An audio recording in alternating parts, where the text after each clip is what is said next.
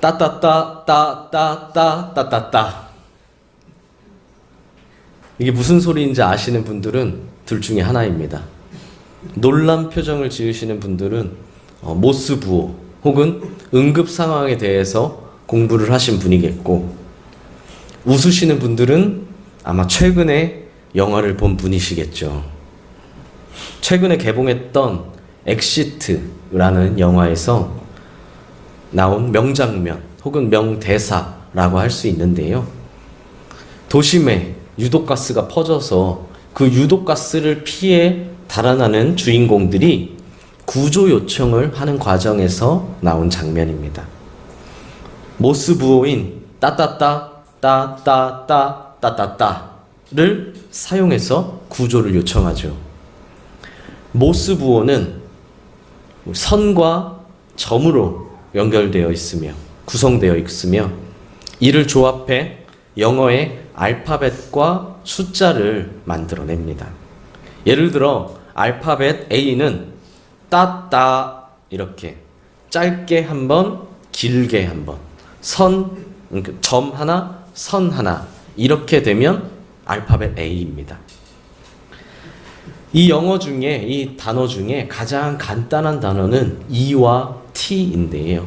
E는 따, 짧게 한 번, T는 따, 길게 한 번 하면 T가 됩니다. 그럼 따따따 따따따 따따따는 무슨 글자일까요? 맞습니다. SOS입니다. 짧게 따따따 하는 것이 S고, 따따따 길게 3번 하는 것이 O, 그리고 다시 따따따 하는 것이 S죠. 그래서 모스부호로 SOS를 보낼 때 따따따 따따따 따따따 라고 하는 겁니다. 근데 왜 SOS가 구조 신호인지 아시나요? SOS는 약자가 아닙니다. 우리 흔히 이런 것들은 줄임말 혹은 약자라고 생각하죠. 하지만 이 SOS라는 영어에는 아무런 뜻이 없습니다. 어떤 약자, 어떤 줄임말이 아니라는 거죠.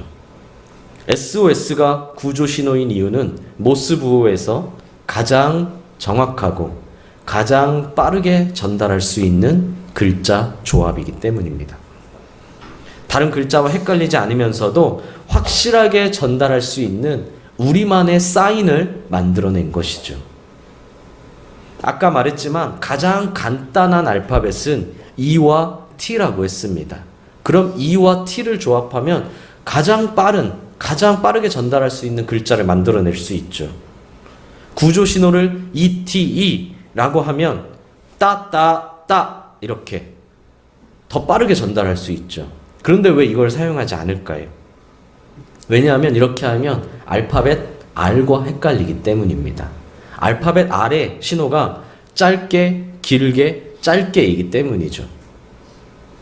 그럼 ETE가 아니라 TET로 하면 된다고 생각하겠지만 이거 왜 안 될까요?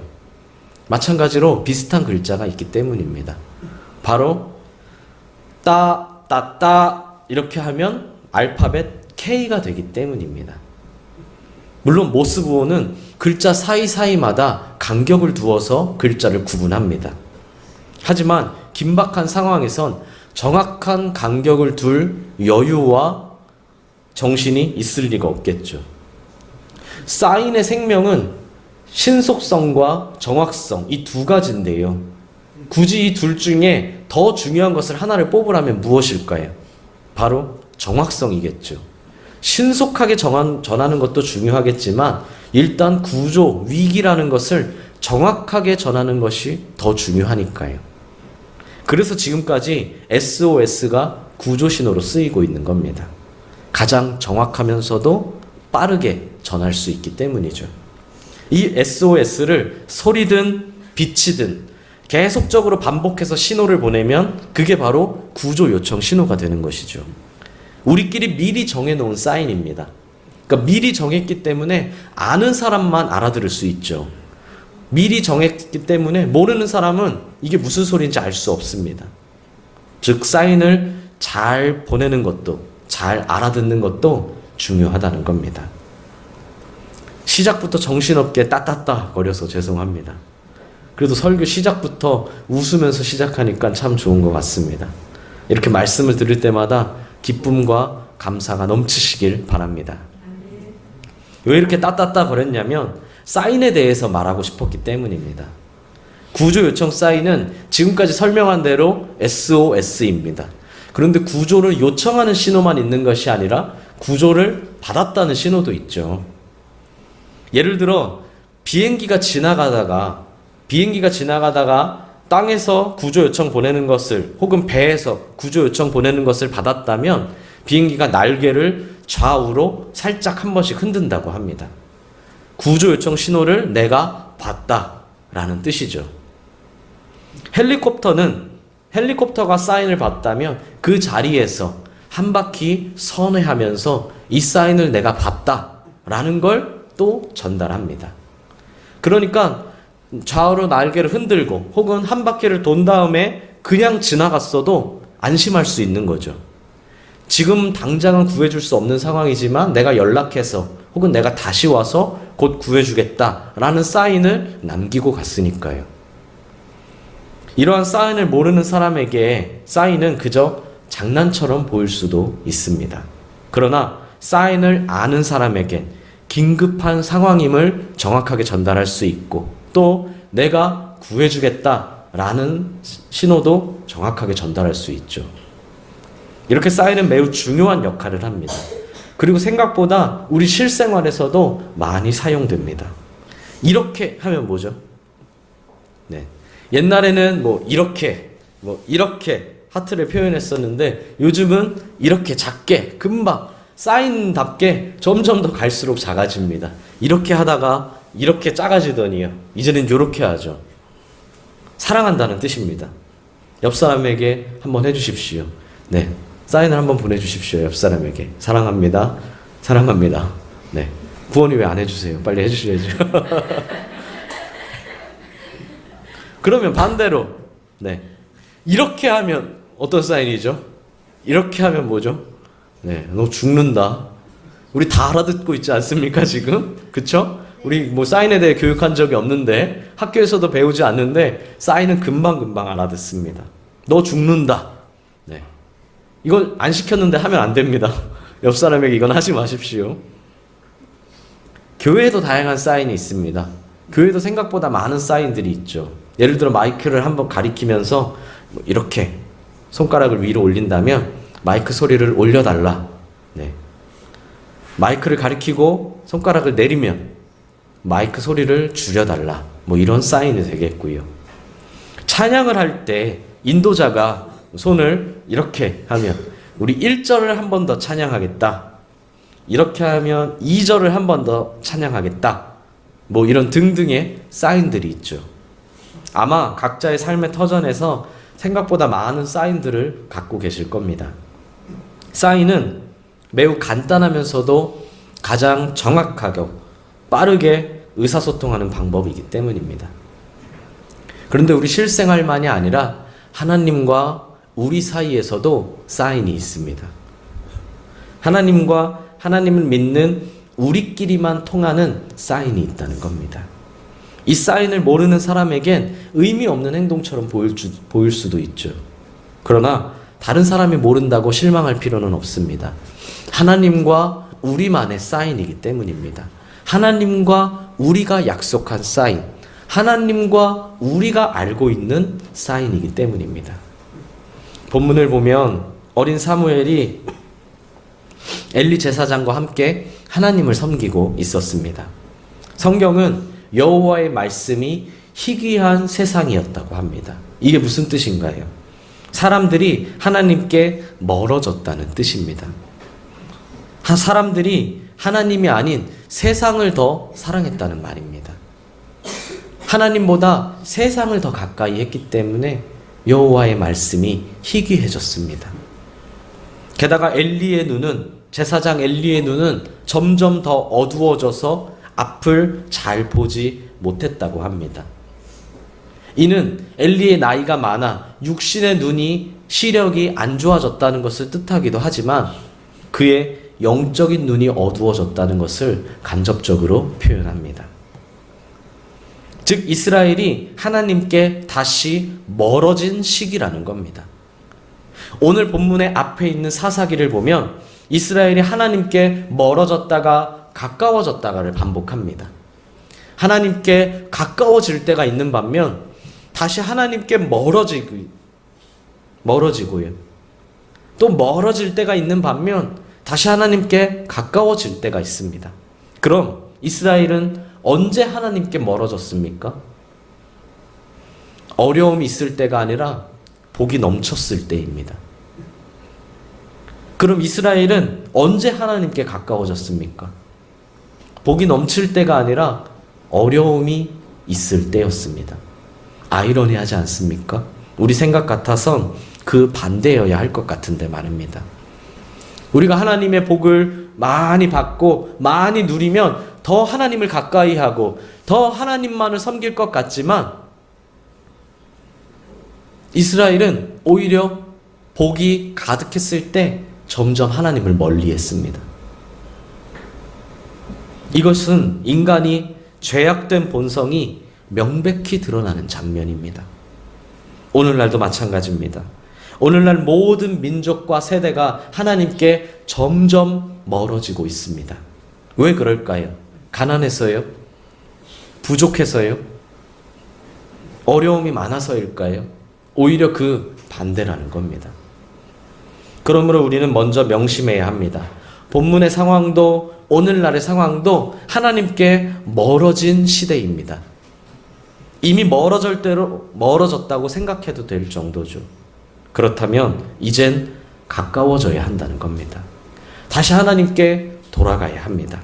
오늘 본문에서 다시 하나님께로 돌아가는 그 계기가 무엇인지 한번 살펴보도록 하겠습니다. 3절에 하나님의 등불이 아직 꺼지지 않았다는 표현을 볼 때 시간은 이른 새벽처럼 보입니다. 제사장은 저녁부터 아침까지 이 등불을 밝혀놓아야 할 책임이 있었기 때문입니다.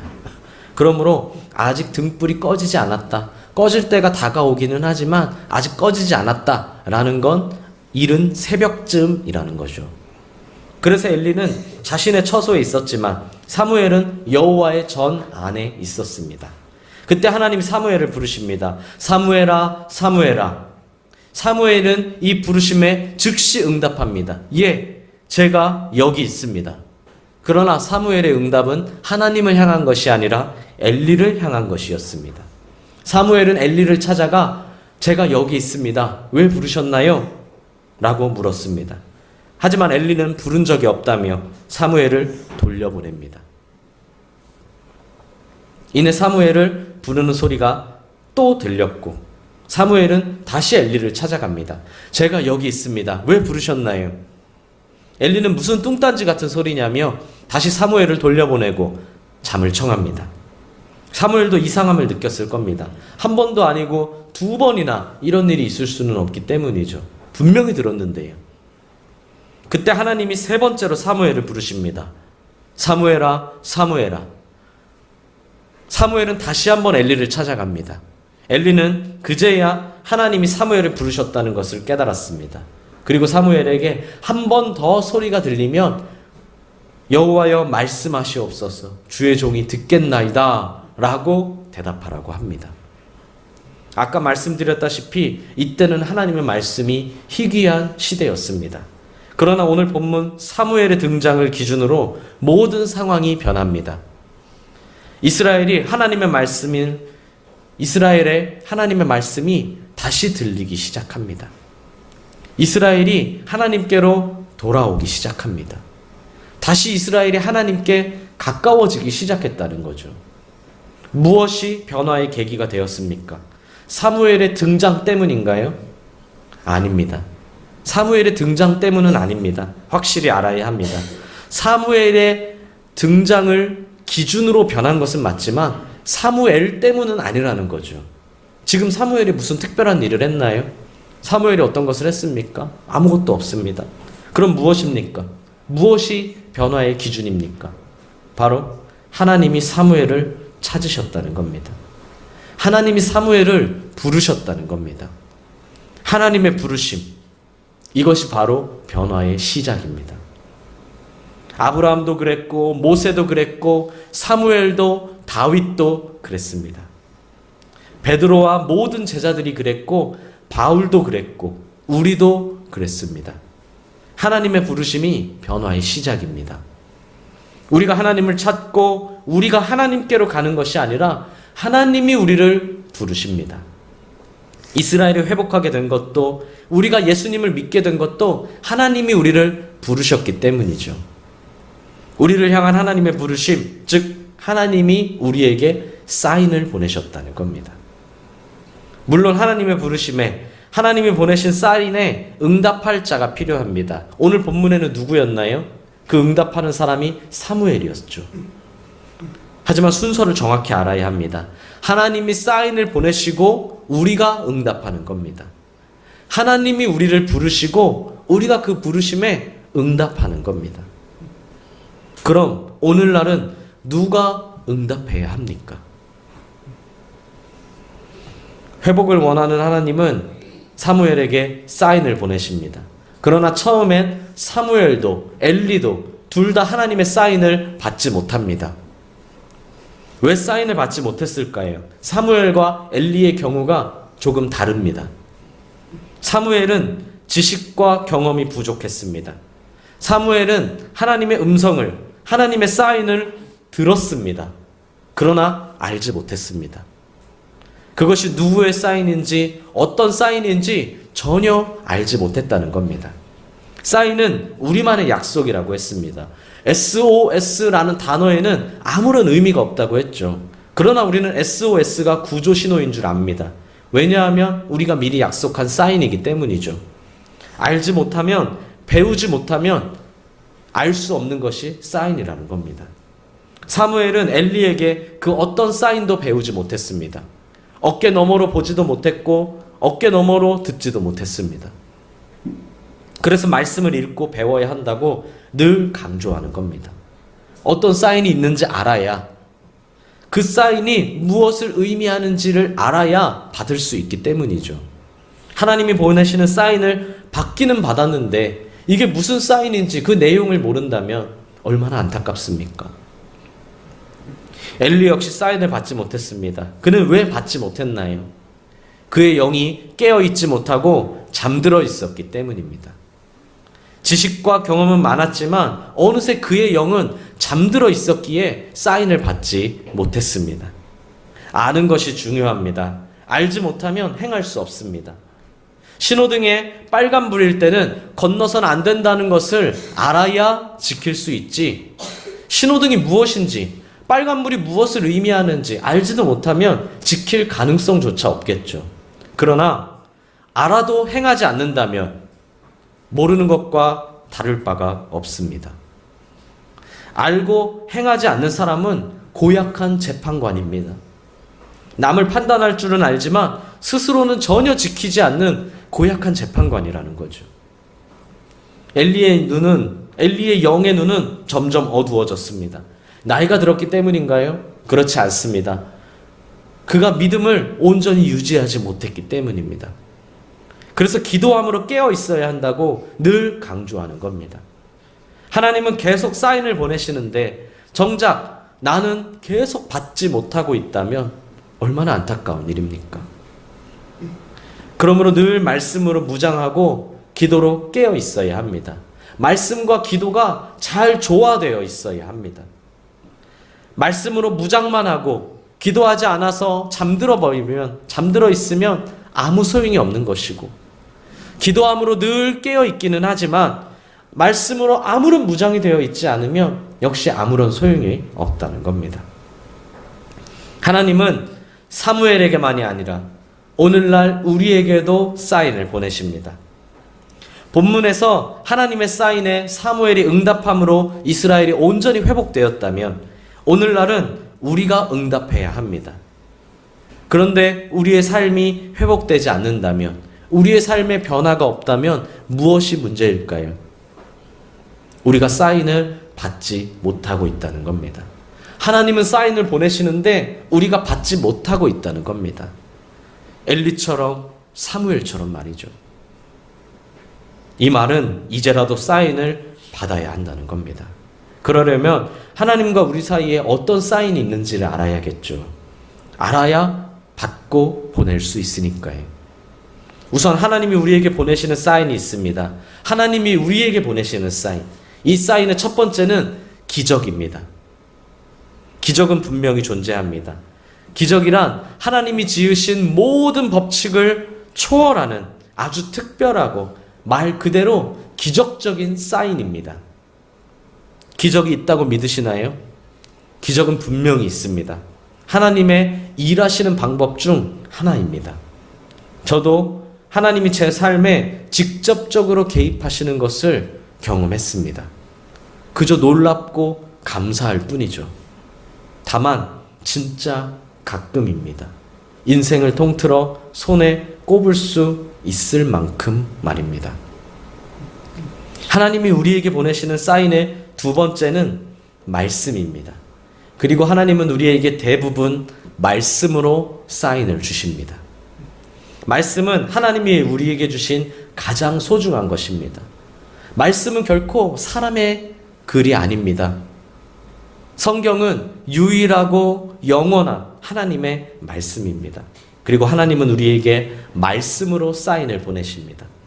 성경을 읽거나 설교 혹은 성경 공부를 통해 우리에게 사인을 주시기도 하시고, 기도할 때 혹은 일상생활 중에도 우리 마음 속에 말씀을 깨닫게 하심으로, 생각나게 하심으로 우리에게 사인을 주십니다.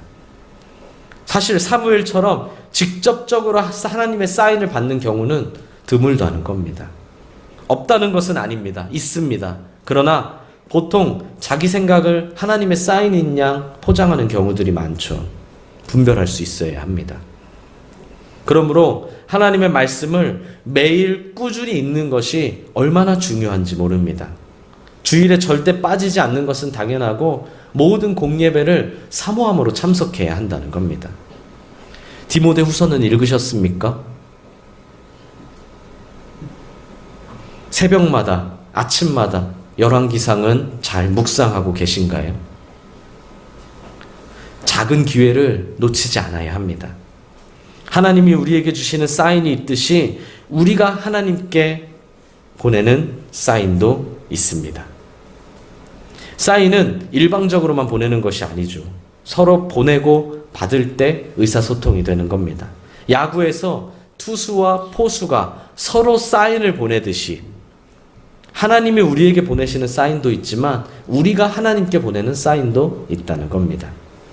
첫째는 기도입니다. 기도는 우리가 하나님께 보내는 가장 대표적인 사인입니다. 기도는 우리만 할 수 있습니다. 기도는 어디서든 할 수 있죠. 또한 기도는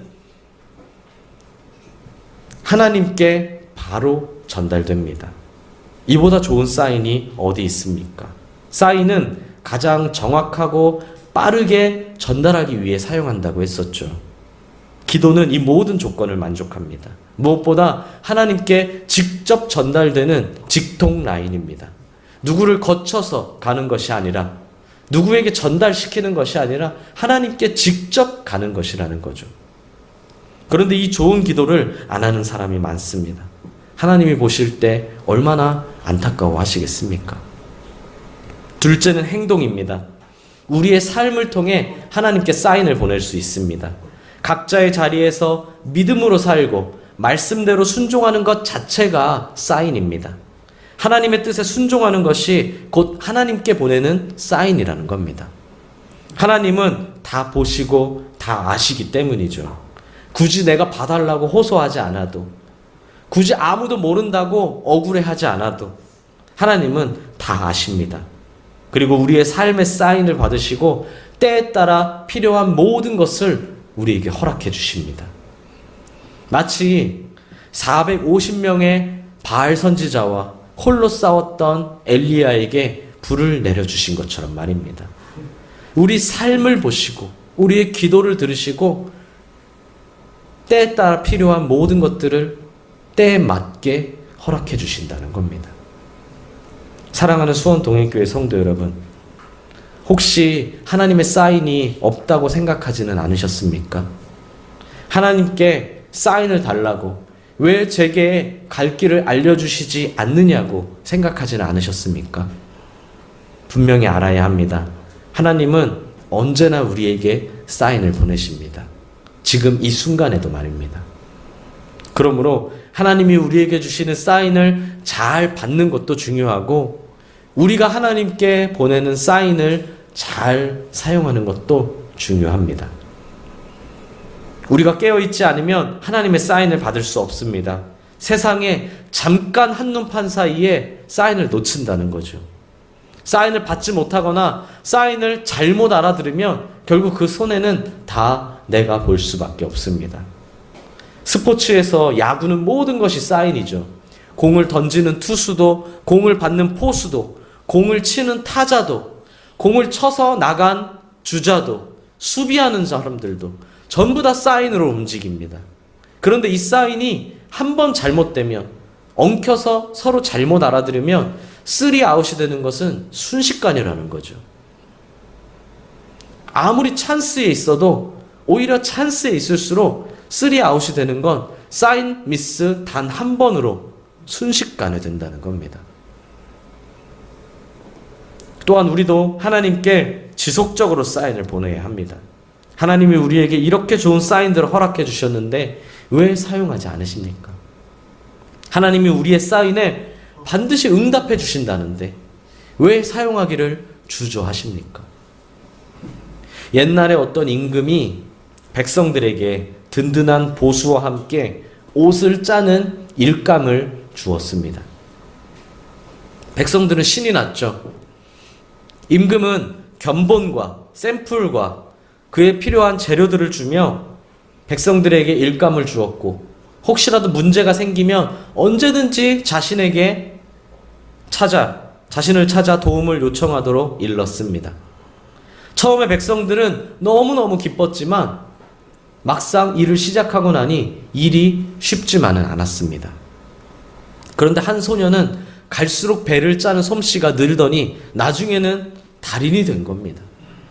그러나 다른 사람들은 계속해서 시간이 지나도 어려움을 겪었죠. 하루는 사람들이 소년에게 물었습니다. 야, 너는 그렇게 이 일을 즐기면서도 일을 잘 해내는데 네가 만든 건 이렇게 견본과 똑같은데 왜 우리는 항상 어렵고 힘든지 모르겠다.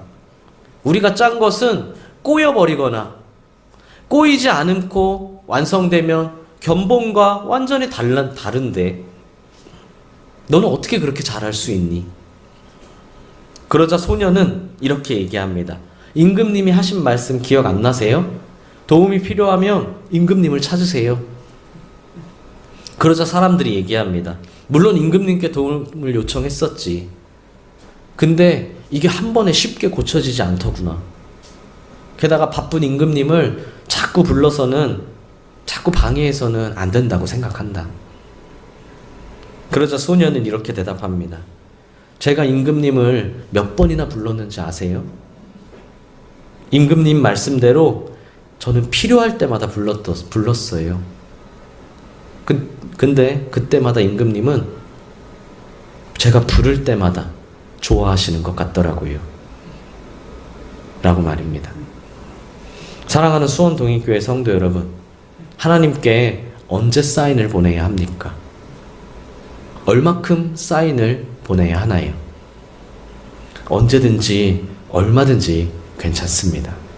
하나님은 우리에게 언제든지 얼마든지 보내라고 하셨는데 정작 우리가 쓸데없는 걱정을 하고 있는 것은 아닌가요? 하나님은 방법을 주셨는데 그 방법이 아닌 쓸데없는 다른 방법만 찾고 있는 것은 아닌가요? 하나님보다 더 좋은 방법이 있고 더 탁월한 방법이 있다면 할 말은 없습니다. 그러나 전능하신 하나님보다 좋은 해결책은 없고 신실하신 하나님보다 믿을 만한 것은 없습니다.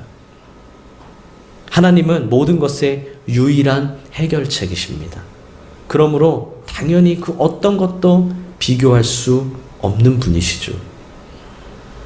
그런데 이렇게 좋은 사인을 받지도 않고 보내지도 않는다면 이보다 어리석고 안타까운 일이 어디 있겠습니까? 잘 받고 잘 보내시길 바랍니다. 우리를 향한 하나님의 사인은 변화의 시작입니다. 그리고 하나님을 향한 우리의 사인은 그 변화의 열매를 맺게 할 것입니다. 우리에겐 하나님께 직접 연결된 가장 정확하고 가장 빠른 사인이 있다는 것을 명심하시길 바랍니다. 말씀으로 무장하고 기도로 깨어 있으심으로 사인에 민감하십시오. 사인을 놓치지 마십시오. 그럼 하나님과의 사인이 우리를 회복시키실 뿐만 아니라 하나님이 우리에게 주신 비전을 이루게, 하나님이 우리에게 주신 비전을 바르게, 그리고 또 반드시 이루어지게 할 줄 믿습니다. 그러므로 하나님과의 사인을 늘 하시는 우리 모두가 되시기를 진심으로 바랍니다. 사인을 받을 때 변화가 시작됩니다. 그리고 우리가 하나님께 사인을 드릴 때 그 변화의 열매를 맺음을 꼭 명심하시고 늘 하나님과 교제함으로, 늘 하나님과 동행함으로 주님 주신 비전을 이루시는 우리 모든 성도님들 되시기를 진심으로 바랍니다. 기도하겠습니다.